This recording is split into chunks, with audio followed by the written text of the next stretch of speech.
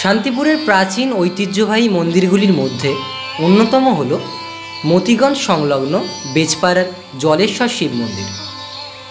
সুপ্রাচীন এই শিব মন্দিরটির স্থাপনকাল নিয়ে অনেক মতভেদ রয়েছে। মন্দিরের সেবা কার্যে যে ব্যক্তি বংশ পরম্পরায় নিয়োজিত রয়েছেন তার বক্তব্য অনুসারে এই মন্দিরটি স্থাপিত হয় আনুমানিক 1669 খ্রিস্টাব্দে বা তারও কিছু আগে। যেহেতু মন্দিরের গাত্রে স্থাপনকাল সংক্রান্ত কোনো ফলক বা শিলালিপি পাওয়া যায় না, তাই জনশ্রুতি ও মন্দির নির্মাণ বিধির ওপর প্রতিষ্ঠাকাল অনুমান করা ছাড়া আর কোনো কষ্টান্তর থাকে না। এই প্রসঙ্গে বলা যায় যে সপ্তদশ শতকের শেষার্ধে যে মন্দিরগুলি নির্মিত হয়েছিল তার গঠনশৈলীর সাথে এই মন্দিরের মিল পাওয়া যায়।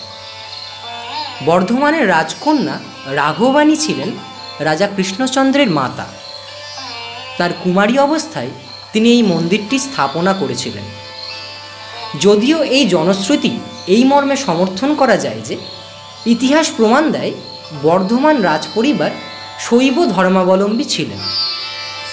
কানলার 108টি শিব মন্দির, প্রতাপেশ্বর শিব মন্দির এবং আরও বহু শিব মন্দির আজও তার সাক্ষ্য বহন করে চলেছে।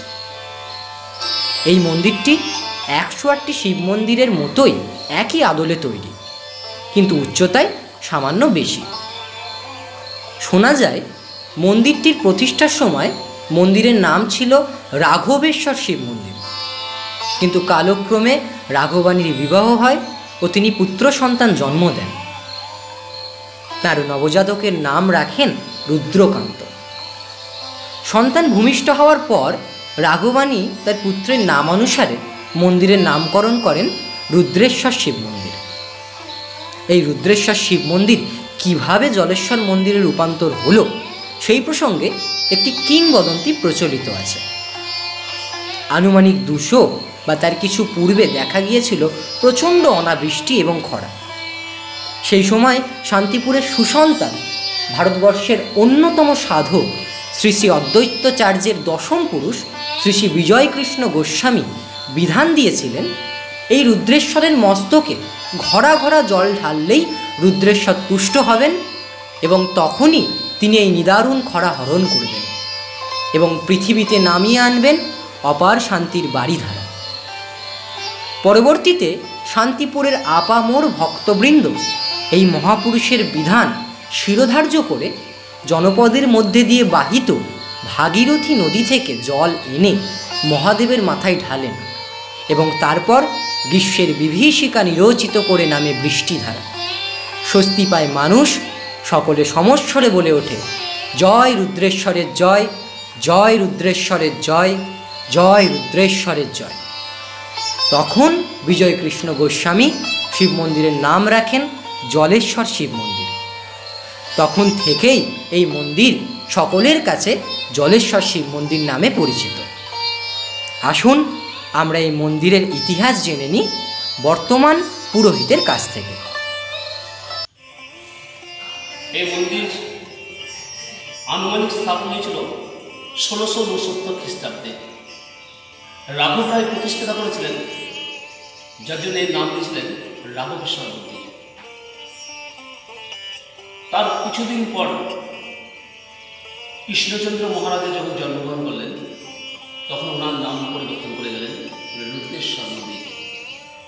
এই রুদ্রেশ্বর বলে পরিচিত থাকতে থাকতে শান্তিপুর তথা নদিয়া ডিস্ট্রিক্টের চরম এক সময় খরা দেখা গিয়েছিল।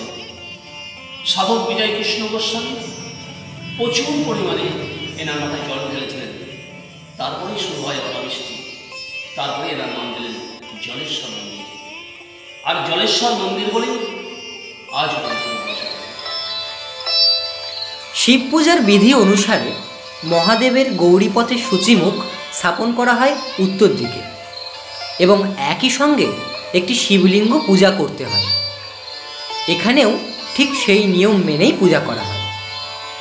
3 ফুট লম্বা যে কোষ্ঠী পাথরের শিবলিঙ্গটি আপনারা দেখছেন সেই শিবলিঙ্গটি জলেশ্বর শিবলিঙ্গ এবং নিচে যে ক্ষুদ্রাকৃতি শিবলিঙ্গটি রয়েছে সেই শিবলিঙ্গটি রুদ্রেশ্বর শিবলিঙ্গ নামে পূজিত হয়।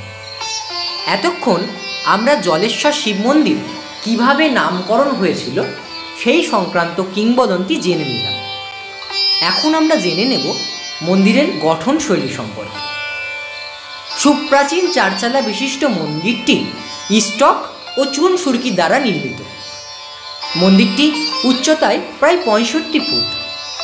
মোটামুটি 3 ফুট ভিত্তি প্রস্তরের ওপর থেকে দেখা যাবে মন্দিরটি সুন্দর টেরাকোটা খচিত। এই সুন্দর গাত্রালঙ্কারণ আজও পর্যটকের মনকে মোহিত করে। মন্দিরের শিখর দেশে পৌঁছালে দেখা যাবে একটি ধাতু নির্মিত পাত্র, একটি ধাতু নির্মিত চক্র এবং পতাকা।